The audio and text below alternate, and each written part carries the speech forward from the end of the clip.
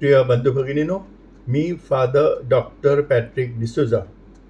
आज मी मेंढ्या आणि शेळ्या मत्तेकृत शुभवर्तमान अध्याय 25 वचन 31 ते 46 यावर चिंतन करत आहे.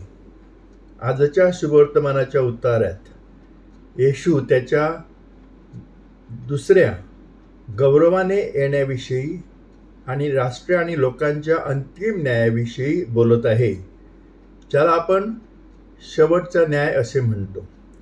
त्यामध्ये लोकांना त्यांच्या चांगल्या कृत्यांचे प्रतिफळ दिले जाईल आणि त्यांच्या दुष्कर्मासाठी शिक्षा दिली जाईल.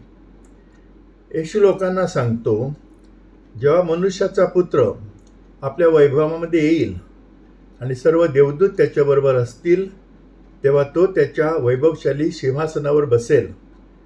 सर्व राष्ट्रे त्याच्या समोर जमा होतील आणि मेंढपाळ मेंढरांना शाळ्यांपासून वेगळे करतो तसे तो लोकांना एकमेकांपासून वेगळे करील.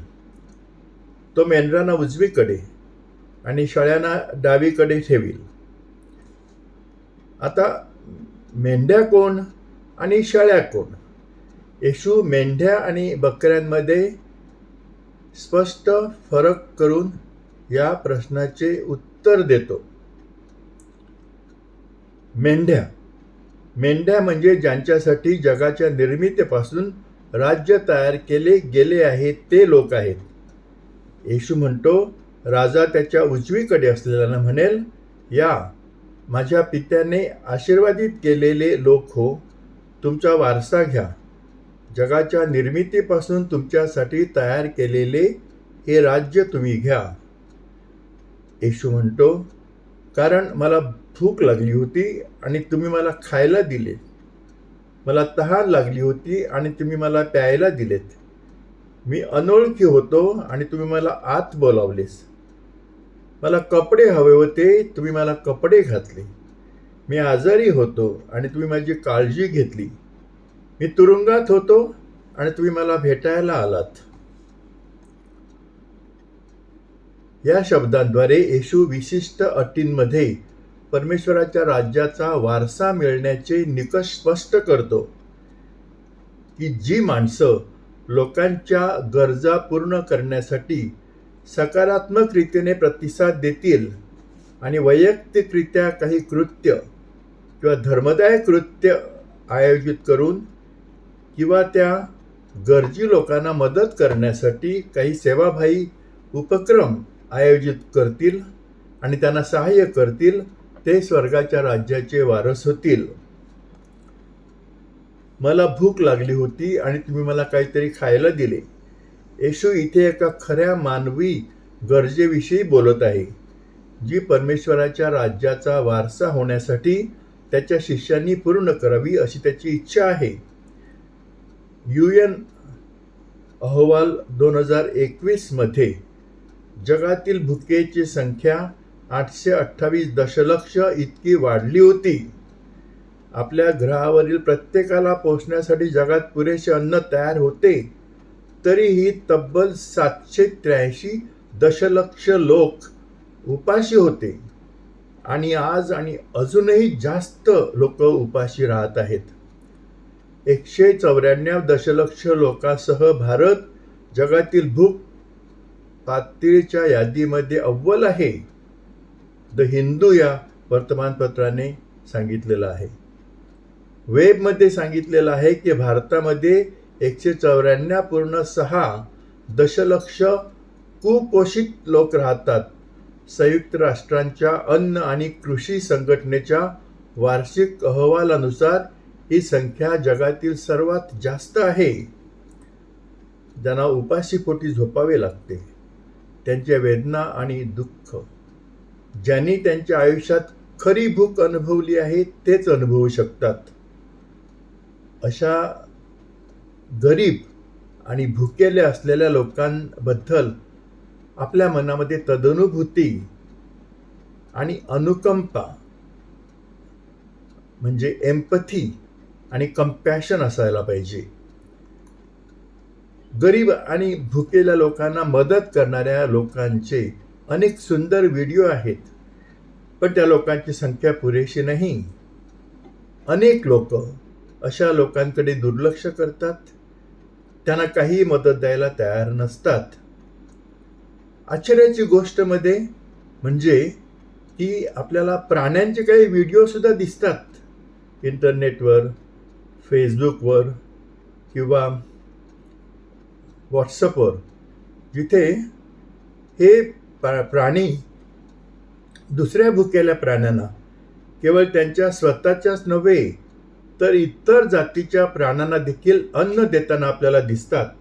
उदाहरणार्थ, एखादी मांजर कुत्र्याच्या छोट्या पिल्लाला दूध पाजताना दिसते, किंवा एखादी गाय मांजरीचे पिल्लू किंवा कुत्र्याच्या पिल्लाला तिचे दूध पिण्यास बंद करत नाही.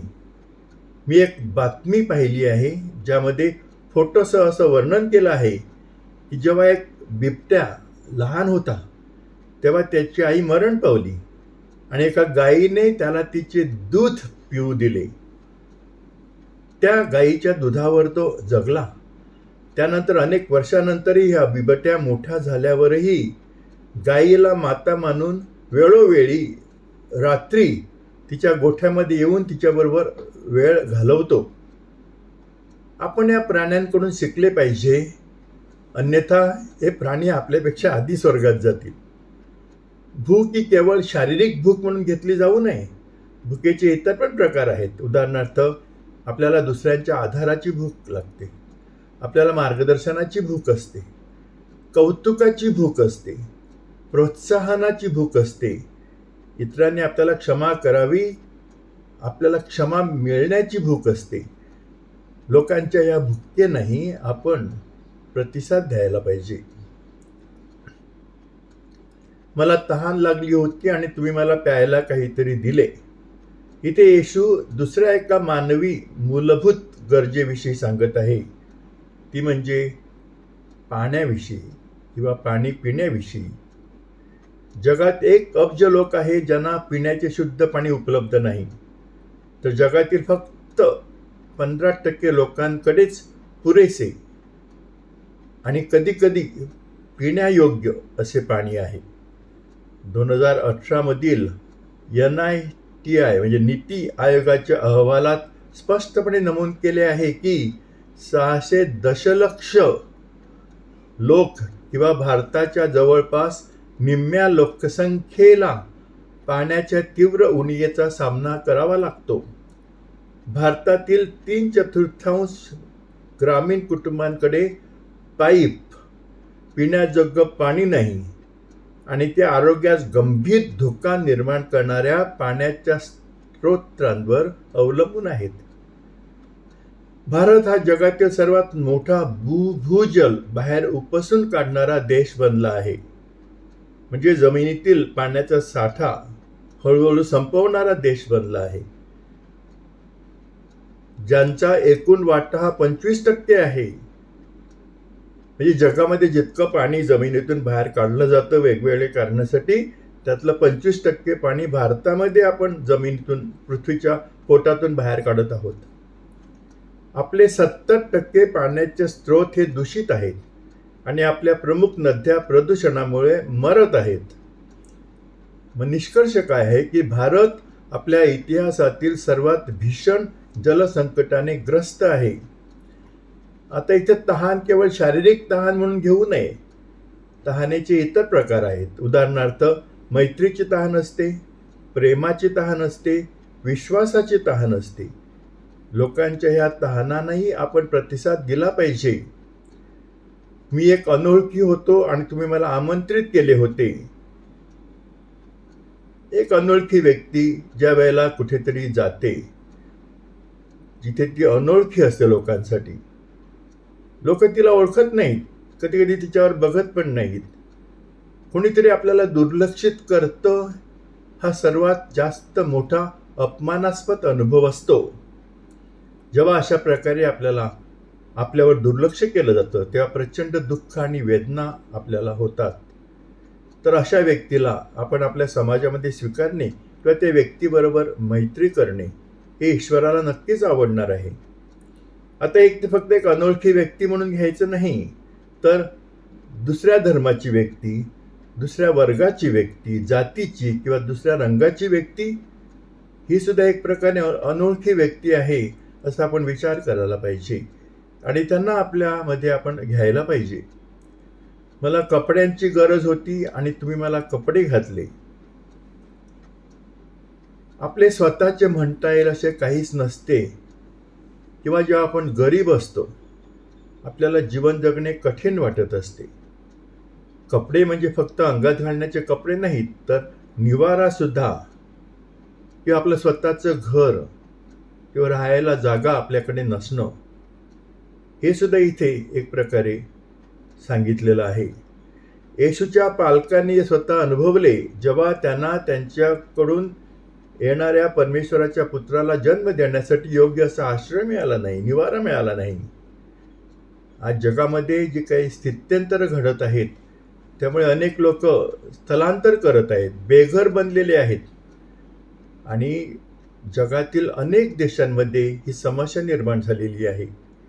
पोप फ्रान्सिस यांनी या पीडित लोकांना आश्रय देण्याचे आवाहन जगातील अधिकाऱ्यांना, देशातील पंतप्रधान, राष्ट्रपतींना आणि जनतेला केलेलं आहे आणि काही ठिकाणी त्यांच्या ह्या आवाहनाला योग्य प्रतिसाद पण दिला जात आहे. आपण हे समजून घेतले पाहिजे म्हणजे की कपडे नसणे ह्याचा दुसराही अर्थ आहे आत्मविश्वासाचा अभाव, चांगल्या प्रतिष्ठेचा अभाव, यशाचा अभाव आणि आर्थिक सुरक्षितता नसणे हेही त्यामध्ये आलेलं आहे. अशा लोकांना आत्मविश्वास देऊन, त्यांच्याबरोबर चांगले बोलून, त्यांच्या छोट्या छोट्या यशाचे कौतुक करून त्यांना अधिक यश मिळवून देण्यासाठी आणि ते आर्थिकदृष्ट्या सुरक्षित होईपर्यंत त्यांना पाठिंबा देऊन आपण त्यांना मदत केली पाहिजे. मी आजारी होतो आणि तुम्ही माझी काळजी घेतली. आज रुग्णालये आजारी लोकांनी भरलेली आहेत आणि व्यावहारिकदृष्ट्या प्रत्येक घरात किमान एक तरी व्यक्ती आजारी आहे असं आपल्याला दिसतं. गरीब लोकांना त्यांच्या आजारपणात सर्वात जास्त त्रास होतो. अशा लोकांना आपण खाजगीत, वैयक्तिकरित्या किंवा सेवाभावी संस्थांद्वारे मदत करू शकतो, ज्या अशा आजारी लोकांना खरोखर मदत करण्यासाठी अथक प्रयत्न करत आहेत. आपल्या सभोवतालच्या आजारी लोकांनाही आपण प्रत्यक्ष मदत करू शकतो. कधीकधी त्यांना भेटायला जाऊ शकतो. एखाद्या विशिष्ट दिवशी किंवा आणीबाणीच्या कारणास्तव कुटुंबातील सदस्यांना त्यांच्या घरातील आजारी व्यक्तीसोबत हॉस्पिटलमध्ये राहणं कठीण होतं, तेव्हा आपण त्या आजारी व्यक्तीबरोबर हॉस्पिटलमध्ये किंवा रुग्णालयात राहण्यासाठी एखाद्या किंवा 2 दिवसाची रुग्णसेवा करू शकतो. आपण स्वयंसेवक होऊ शकतो त्यांच्यासाठी. त्यांना दिलासा मिळेल, ते त्यांची दुसरी काहीतरी कामं करू शकतील. शारीरिक आजार हा फक्त शारीरिक आजार म्हणून बघायचा नाही इथे, तर तो एक भावनिक, सामाजिक किंवा आध्यात्मिकही आजार असू शकतो. भावनिक आजार म्हणजे चिंता, राग, मत्सर, द्वेष इत्यादी नकारात्मक भावना. सामाजिक आजार म्हणजे मैत्री करण्याची क्षमता नसणे, आपल्या सभोवतालच्या लोकांशी संवाद साधण्यास आपल्याला सहजता वाटत नाही, असे सामाजिक आजार असू शकतात. आणि आध्यात्मिक आजारामध्ये आपल्या जीवनातील अर्थच निघून गेलेला आहे, जगायला वाटत नाही, असं कधीकधी काही लोकांना वाटतं. तर आपण ह्या लोकांना त्यांच्या भावनिक, सामाजिक आणि आध्यात्मिक आजारांवर मात करण्यासाठी मदत केली पाहिजे. मी तुरुंगात होतो आणि तुम्हाला भेटायला आलास. आता तुरुंगातली माणसं ही दोषी आहेत, क्रिमिनल आहेत किंवा त्यांनी काहीतरी मोठा गुन्हा केलेला आहे, कोणाला तरी दुखवलेलं आहे. मग आपण त्यांना भेटायला का जायचं असा प्रश्न निर्माण होऊ शकतो. तर ह्याची काही कारणं आहेत जी येशूला ठाऊक होती आणि त्यामुळे तो असं म्हणाला. प्रथम, कोणीही जन्मजात पापी नसतो आणि प्रत्येक पापी त्याच्या किंवा तिच्या पापासाठी पश्चाताप करून नवीन जीवन सुरू करू शकतो. अगदी कट्टर गुन्हेगार देखील त्याची वागणूक बदलू शकतो.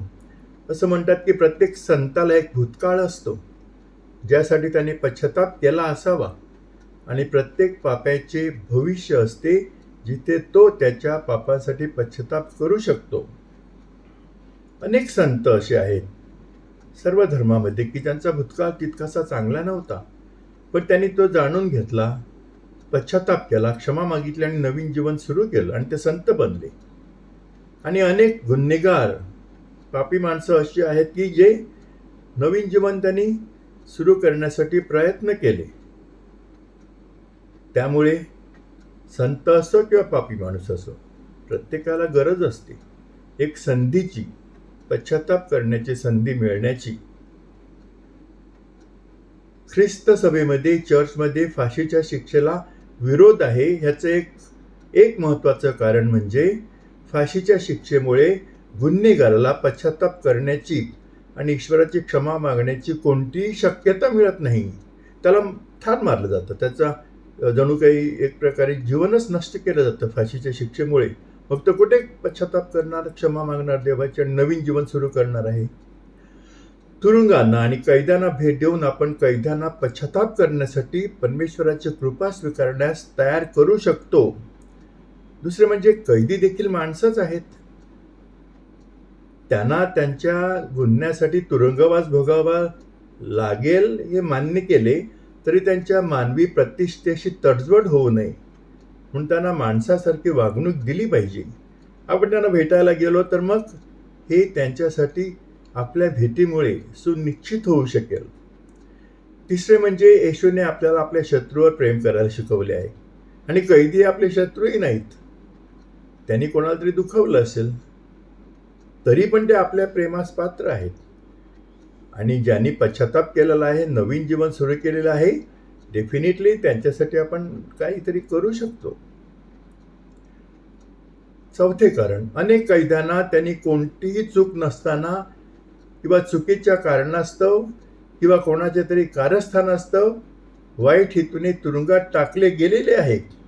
आणि ते अनेक वर्ष तुरुंगामध्ये खितपत पडलेले आहेत, कारण त्यांच्याकडे कायदेशीर लढाईसाठी पैसे नाहीत, वकील नाहीत आणि सरकारने सुद्धा त्यांच्यासाठी काहीच केलेलं नाही आणि करण्याची शक्यता दिसत नाही.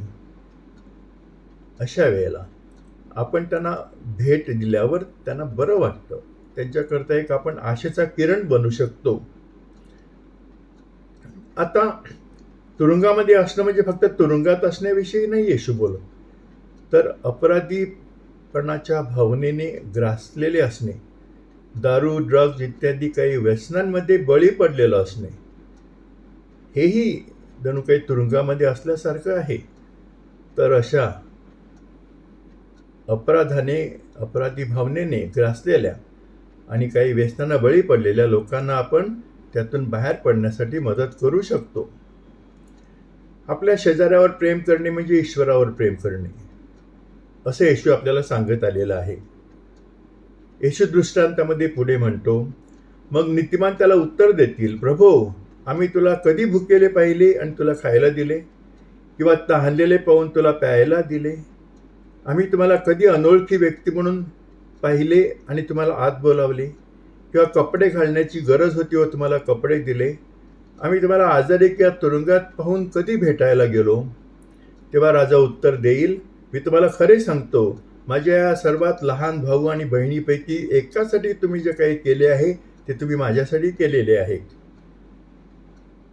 अशा प्रकारे जेव्हा मनुष्याच्या पुत्राच्या उजवीकडे असलेल्याने त्याला विचारले की त्यांनी त्याला भुकेले केव्हा पाहिले, त्याला कधी खायला दिले, त्याला तहानलेले पाहून कधी प्यायला दिले, अनोळखी पाहून कधी आत बोलावले, किंवा त्याला कपडे कधी घातले, आजारी किंवा तुरुंगात पाहून भेटायला कधी गेले, तर तो त्यांना हेच उत्तर देतो ना, की ज्यांनी त्याच्या या सर्वात लहान भाऊ आणि बहिणीपैकी एकासाठी जे काही केले आहे ते त्यांनी त्याच्यासाठी केले आहे. ह्याचा अर्थ असा की माणसावरचं प्रेम आणि परमेश्वरावरचं प्रेम हे एकाच नाण्याच्या दोन बाजू आहेत. मी परमेश्वरावर प्रेम करतो पण माणसावर प्रेम करणार नाही असं म्हणू शकत नाहीत आपण. आणि जे माणसावर प्रेम करतात ते खचितच परमेश्वरावर प्रेम करत असतात. त्याचप्रमाणे मनुष्याच्या पुत्राच्या डाव्या बाजूचे जे लोक आहेत त्याला विचारतील की आम्ही तुला कधी भुकेला, तहानलेला किंवा परका किंवा कपड्याची गरज असलेला किंवा आजारी किंवा तुरुंगात पाहिले आणि तुम्हाला मदत केली नाही? तेव्हा तो त्यांनाही तेच उत्तर देईल, जे काही तुम्ही माझ्या या सर्वात लहान भाऊ बहिणीपैकी एकासाठी हे केले नाही, ते माझ्यासाठी केले नाही. आणि मग तो सांगेल की मी तुम्हाला खरे सांगतो, जे काही तुम्ही यापैकी सर्वात लहानासाठी केले नाही ते तुम्ही माझ्यासाठी केले नाही. आणि मग ते सार्वकालिक शिक्षेकडे जातील, पण नीतिमान मात्र अनंत काळाच्या जीवनासाठी जातील.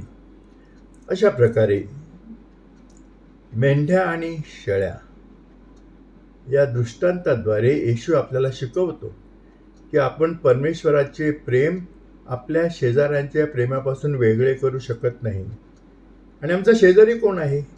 येशूने या प्रश्नाचे उत्तर चांगल्या शोमरोनीच्या दृष्टांतात दिले आहे. ज्याला काहीतरी गरज आहे व तो आपल्याकडे मदतीची अपेक्षा करत आहे, तो आमचा शेजारी आहे. थोडक्यामध्ये येशू आपल्याला सांगतो की आपण ज्यांना मदतीची गरज आहे त्यांना मदत केली पाहिजे. आणि तेच परमेश्वराच्या राज्यात प्रवेशाचे आमचे तिकीट असेल. कारण येशूने घोषित केले आहे, मी तुम्हाला खरे सांगतो, तुम्ही माझ्या बंधू भगिनीतील लहानातल्या लहानासाठी जे केले आहे ते तुम्ही माझ्यासाठी केलेले आहे.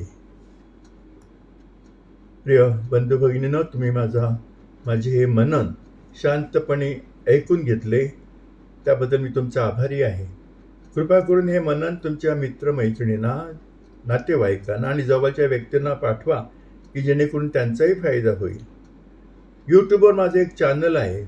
माझ्या चॅनलचं नाव आहे फादर डॉक्टर पॅट्रिक डिसूजा. या चॅनलवर मी वारंवार सायकोस्पिरिच्युअल म्हणजे मानसोध्यात्मिक व्हिडिओ पाठवत असतो. त्याचा तुमच्यासाठी फायदा होईल. माझ्या या चॅनलला तुम्ही पुरस्कृत करा आणि इतरांनाही विनंती करा की त्यांनी माझ्या चॅनलला पुरस्कृत करावे. परमेश्वराचा आशीर्वाद तुमच्यावर भरपूर असावा. त्याने तुम्हाला सतत आनंदी, शांतीने आणि प्रेमाने ठेवावे हीच माझी प्रार्थना आणि तुमच्यासाठी सदिच्छा. आभारी.